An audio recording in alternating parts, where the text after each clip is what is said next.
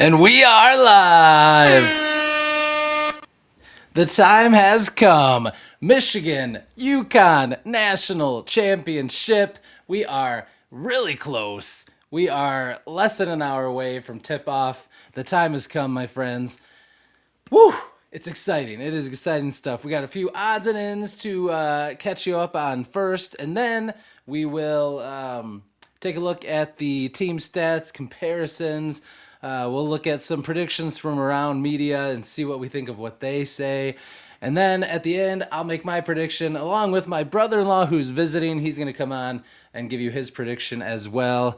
I hoped my son, I could get him to come on, but he's running errands to get some snacks for the game with my wife and his girlfriend, and he's a little too nervous to come on. So we'll see. Maybe the post game after we win the Natty, I can get him to come on. We'll see. He promised me he will for football season.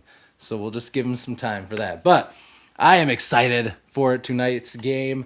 So big news, of course, first. A lot of you already saw this stuff, but just in case you didn't, Dusty May is not going anywhere. For two reasons. One, he came out and said he's not considering any other job. He's happy at Michigan, which he kind of had already said in code, but now he made it a little more clear. So there's no distraction there. And North Carolina hired a coach, of course. So we don't have to worry about that hoopla anymore. Michigan's moving forward with their coach into the future. And the other great news we got was that Axel Lindenborg, his scans and everything came back negative. And he was released, no restrictions, nothing. He's good to go tonight. Now, does that mean he's going to be 100%? Probably not. But it's great that it's not a terrible injury, that he's able to go. He was not doing great during the game, limping around, and he hit 2 threes and got a couple of rebounds. So, even an 80% Axel Lindenborg is still pretty dang good. So we'll see how that goes. I trust Dusty May and the team and the staff there to monitor it, protect him from himself, and make sure that everything's good. But it's awesome that he's going to be able to be out there on the field and be a part of the game. So that's fantastic news. So those were just great things that we heard and got to know, and that makes me excited. There's just a feeling in the air. This team is just different. There was times like I was a little nervous about St. Louis because they just looked so good, and I thought they could be a tough team, but Michigan walloped them. And then I was nervous about Alabama because they could just drain threes like crazy, but Michigan beat them pretty good too. Then I was really worried about Arizona because they had been the other team that everybody said was so good all year, and they looked really good against a lot of teams, but Michigan dominated them. So it's time for me to stop being nervous. Like, UConn's a good team. They're well coached. They've won, 2 out of their last 3 national championships. But they have looked beatable at times. And Michigan just continues to look really, really good. And I don't think UConn is prepared for what they're about to face. And I don't think they've faced anybody close to what Michigan can do. And this team, they've made it this far. They've been locked in. They love each other, they're having fun, and they want that national championship, and they are not going to let anything get in their way. So we'll talk about keys to victory in a little bit. I did a short earlier today, but let me shout out some people. I see some people filing in. Make sure to drop me a comment. Give me a prediction like my good friend Ray did here. Ray says 91-76. Go Blue. Love it, Ray. I love it. That's a great prediction. I think that would be fantastic. So great prediction there, Ray. Drop one in there if you're also in here. All right, so my keys to victory. These are the things that I said Michigan needs to do. And since you're on this live pregame show with me, I've got a bonus one that I didn't mention in the short, even if you did watch it. So first of all, I said Michigan needs to defend the three-pointer, defend the perimeter. They need to have good perimeter defense. Now, they need to have good defense inside and out like they have all tournament, but especially on the perimeter, quick rotations. Don't lose guys. Don't let guys have open threes, open looks, because Arizona was not a great three-point shooting team. They don't take a lot of three-pointers. UConn does, and they have some great shooters. So Michigan cannot let them get hot and start draining threes, get confident. And they have to be careful even if they build a big lead. Look at Duke, had a huge lead and gave it up, and then they got lost in the crazy comeback, and we all know what happened. So Michigan's got to play 40 minutes of good perimeter defense and not let them get back into the game. So that's going to be very, very important. Number two, Michigan has the size advantage inside. Now, Terrace Reed Jr., former Michigan player, he's had a great run there at UConn. He's a good player. He's really just more athletic, explosive, all of those things. He's great.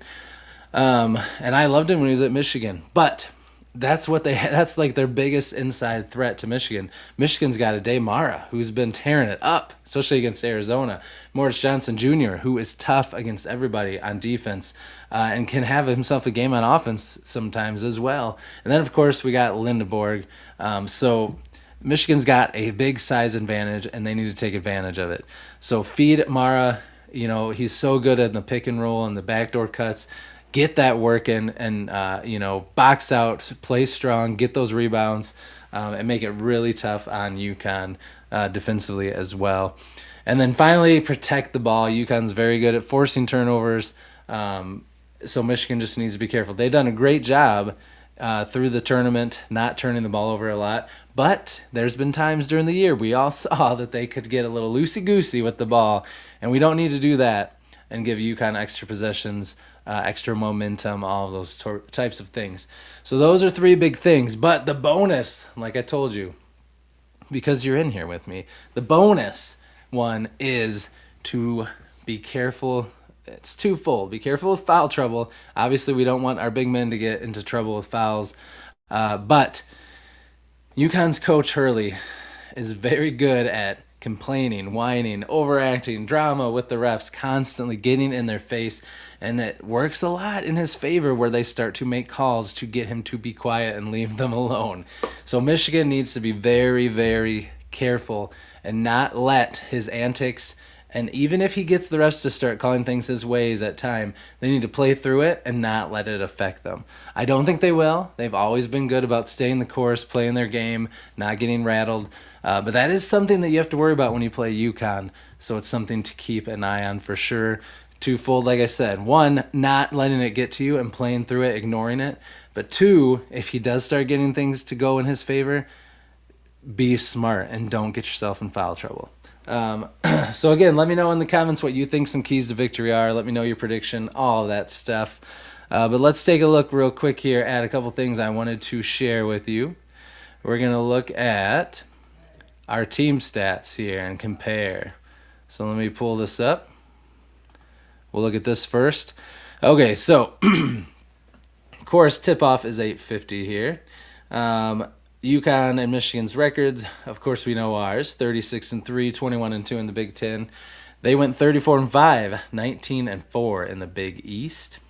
The spread was 7.5 after the final 4 games, but right now it's 6.5. So I'll make predictions later. We'll make a prediction for the spread and just the game overall.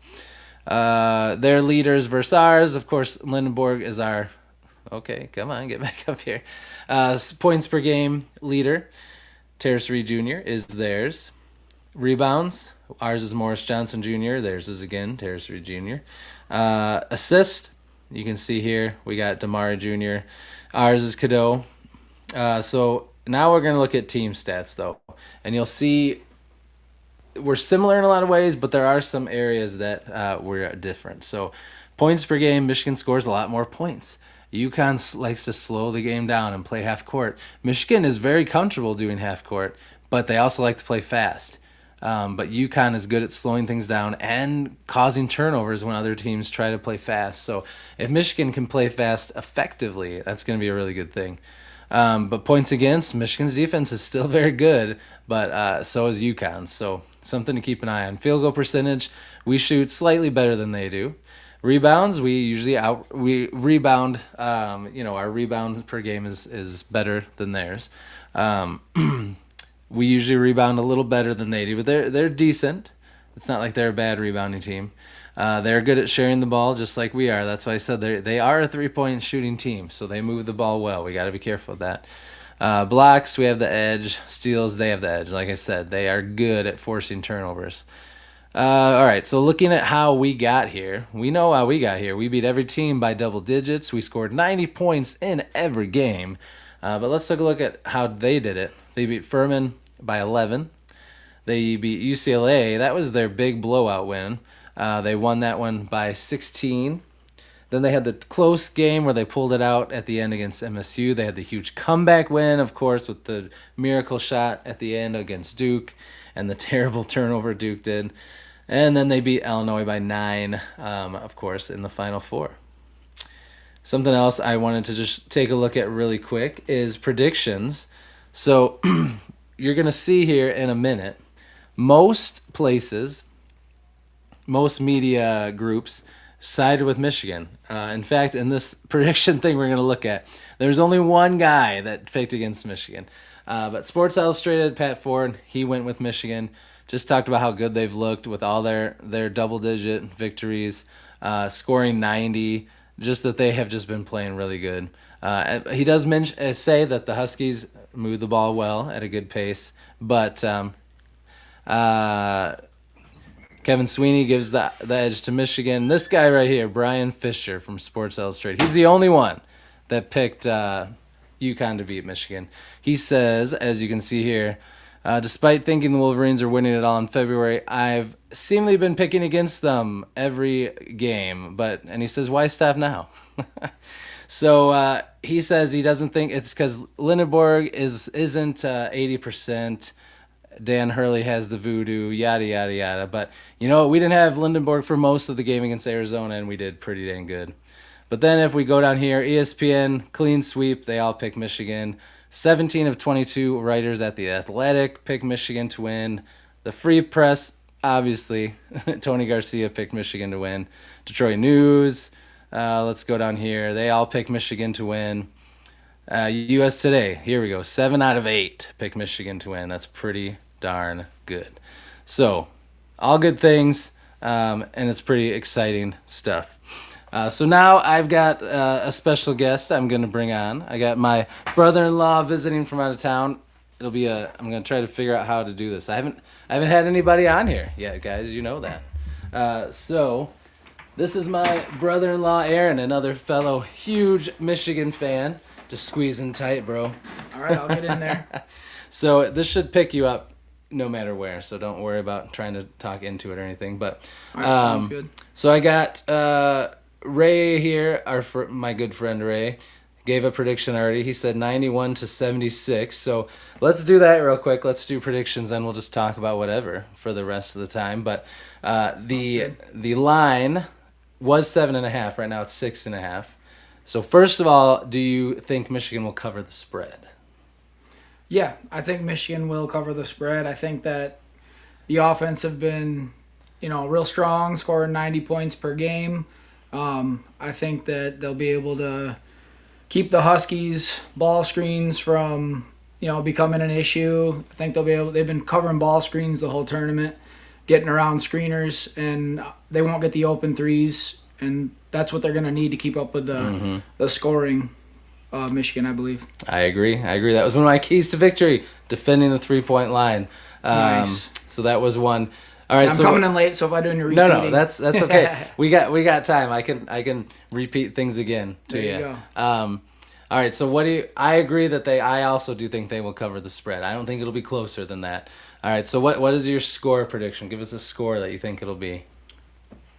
I think they're going to be a little under the 90.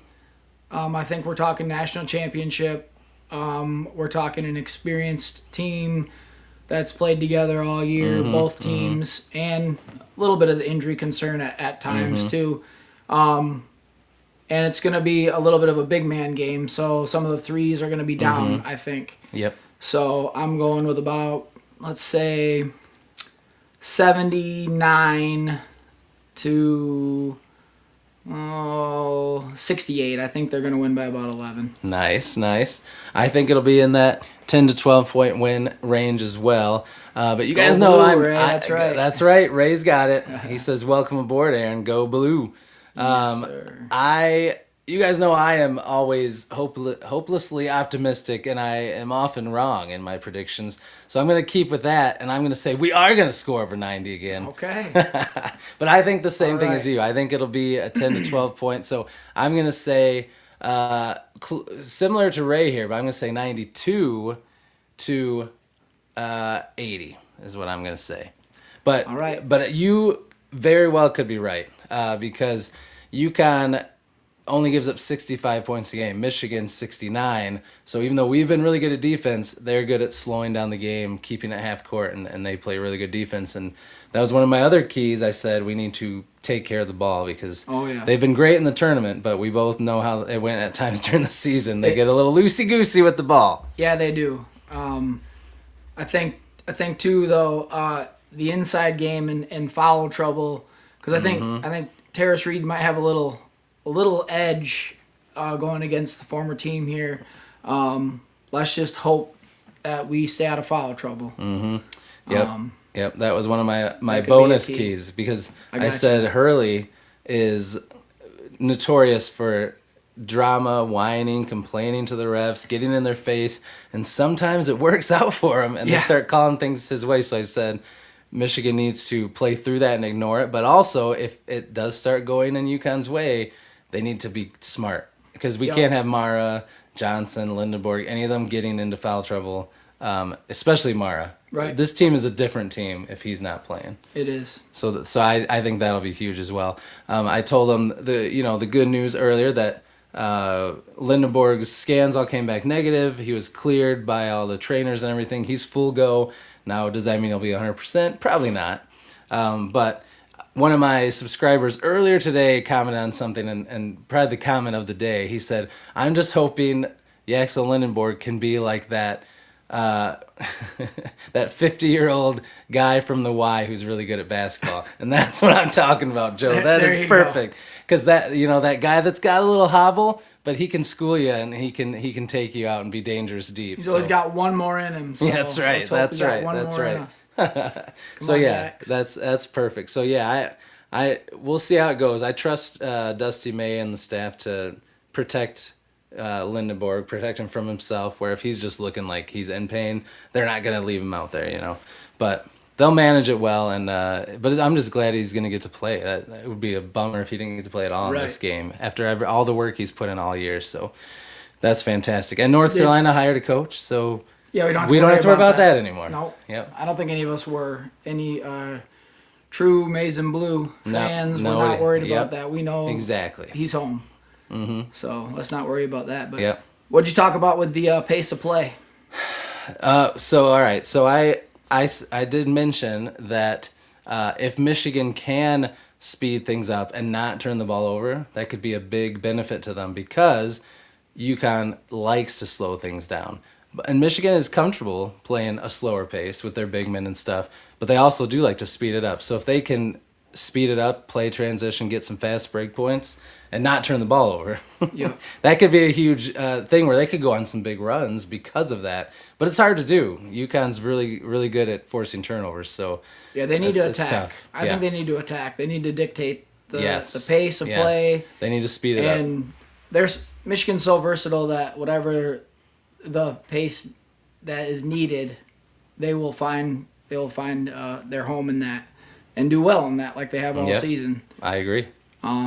So yeah, I'm looking forward to that. Yep. Just seeing them not get conned into playing a pace of play they're not comfortable with and won't work for them. Because we saw them do that some during the Big Ten. Now, Big Ten is different, but like we saw them do that with Iowa, with Northwestern. Some of those games where they struggled, but I think some people in the media and stuff have made a good point. And even I think it was Arizona's coach. I can't remember if it's him or the Alabama or Tennessee coach, but they talked about how they think Michigan ran into troubles in the Big Ten because those teams saw them so many times and they knew what to expect. Where now they're back to playing teams for the first time and they don't know what they're in for till they're in it. So I think that plays a big role into it as well. Here's the infamous Joe who made the 50-year-old guy at the Y comment. Welcome, Joe. He says 82-70, so he thinks it'll be a double-digit win, but they probably won't get the 90. But defend the threes, Mara stay out of foul trouble, and it's a win. Those are huge ones, man. If those two happen, it's going to be hard for UConn to win. If Mara can have a full game like he did already, and they can't hit their threes, because Michigan, their length, if they play good defense and they got a hand in somebody's face all the time, it makes it real hard to hit your threes, for sure. So what are some other things that that worry you, or that because we talked about keys to victory that Michigan needs to do.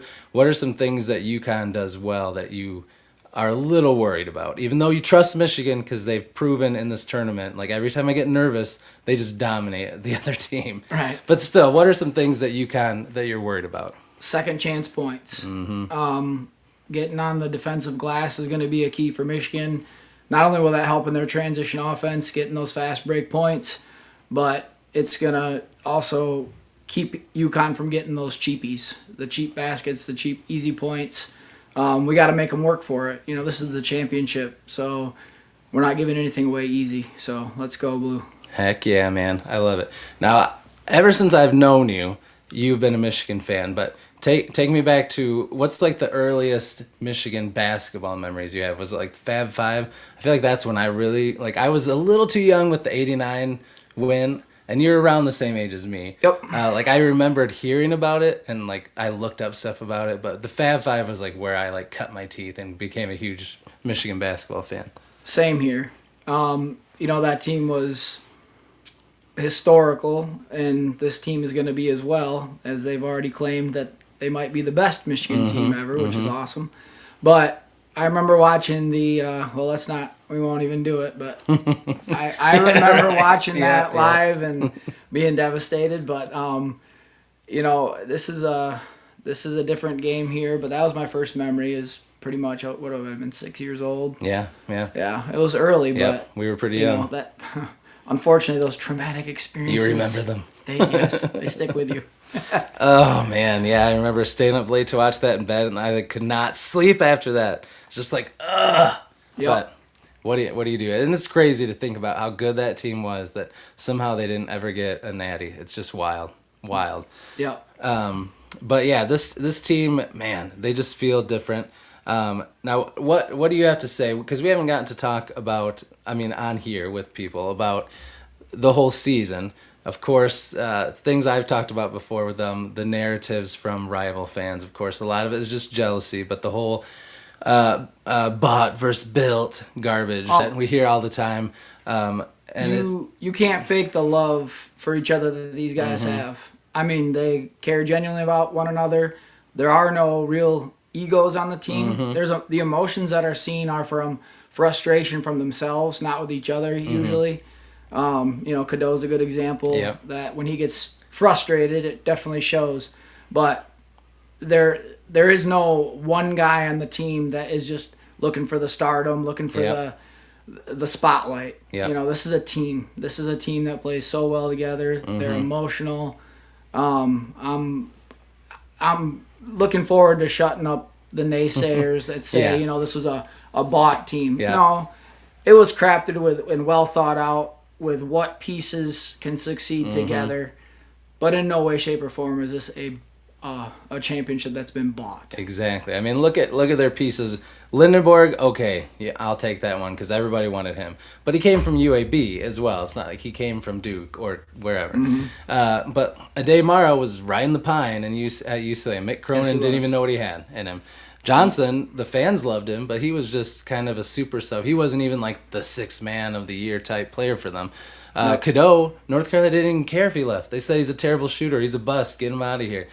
So he took those pieces. He kept the ones from an 8-24 team, and they've been great. And he can't recruit. Well, who's Trey McKinney? I don't know. What are they talking about? And let's say going into next year, his recruiting class is already number 2 now in the country with what he's done. So, Dusty May is a brilliant coach, but what he does so well is he creates an atmosphere, an environment, a vibe that these guys just love to be in, and he lets them just play, and they know that he has got their back, not on the court, but in life, and he's helping them to become better men, and that's why Lindenborg turned down more money other places to come here.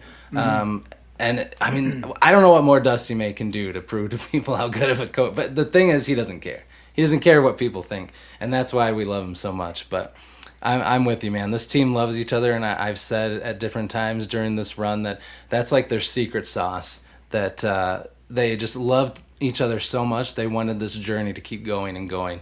And now that they're here, I feel like they are not going to let anything stop them from getting that national championship.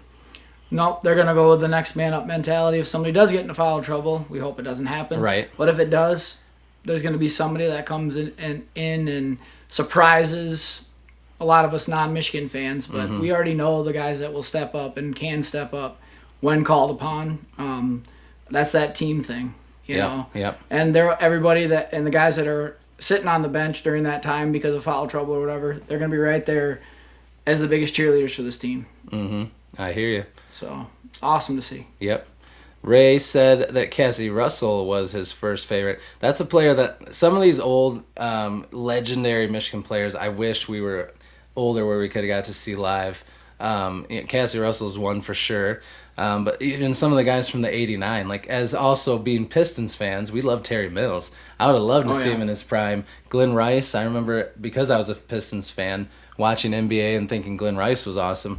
Yeah. Ramil Robinson, I wish I could have seen him live. Like that team had some studs. So, I'm sure a lot of you got to see a lot of really cool players that we were just twinkles when when they were coming out, you know.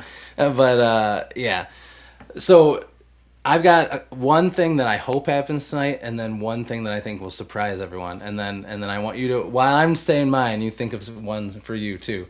So one thing I hope that does happen tonight, I want Will Cheddar to hit at least one big shot in this game, where he drains a three, like at a time when it makes us take off on a run or something, or if his shot just hasn't been there, maybe he makes a huge defensive play, something that stands out just so that he has one more moment, because Will Cheddar is awesome. I love that guy.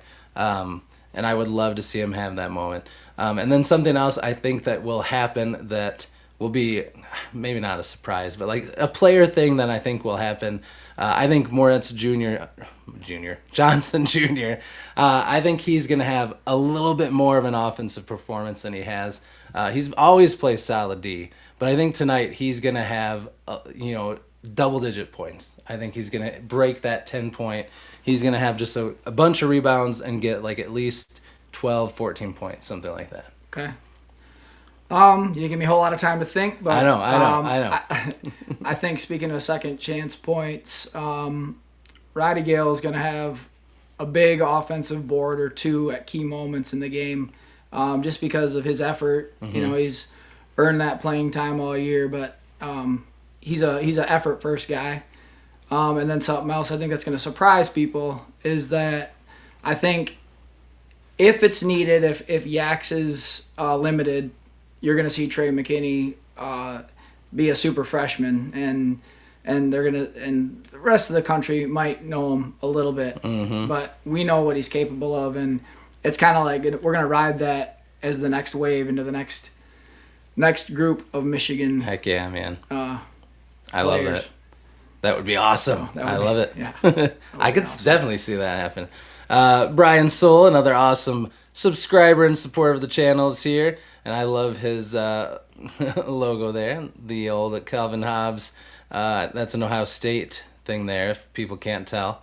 But Brian, thanks for being here, man. Drop a prediction real quick if you get a chance before we head out, because we are getting up close to tip-off time. Close. So we're going to wrap it up here. We'll make it to 30 minutes at least, and then we will wrap things up. But yeah, so throw in the comment section, either in the live real quick, or if you watch this on replay after, let us know score predictions, all of that stuff. Remember, we will be back here after the game to celebrate the national championship. But win, lose, or draw, we're going to be here to talk about it, to hang out. And just in the next couple hours, just take a deep breath, get some snacks, get a drink, enjoy the moment, because we all know this does not happen often where you make it to the national championship. Let alone that you have a team that is this good, that has a real chance to win it. Brian just dropped his prediction, 89-82. I like it, Brian. So you have them beating the spread just barely, and I love it. It's going to be a dogfight for sure. But like I said, just enjoy the moment, enjoy the game, enjoy every second of it. It's going to be special. And everybody, in the description, the Maize and Bluebeard Discord is linked there. I'll be in the live chat thread, just in there texting away, so go in there if you haven't yet, join and chat with us during the game, and then we'll be back here live post game on YouTube. So That's going to do it. Thanks for hanging out with us, everybody. Go Blue. Here we Blue. go. The time has come. As always, on our way out, I'm going to lead us in some Hail to the Victors. Will you do the Hail to the Victors with me? Yes, I will. I didn't tell you you were going to have to do that it's okay, before you it's came okay. on. So here we go. Sing with me at home. 1, 2. You know what to do. Hail to the victors, valiant. Hail to the conquering heroes. Hail, hail to Michigan, the leaders and best. Hail to the victors, valiant. Hail to the conquering heroes. Hail, hail to Michigan, the champions of the West. Go Blue! Go Blue! Woo! It's great.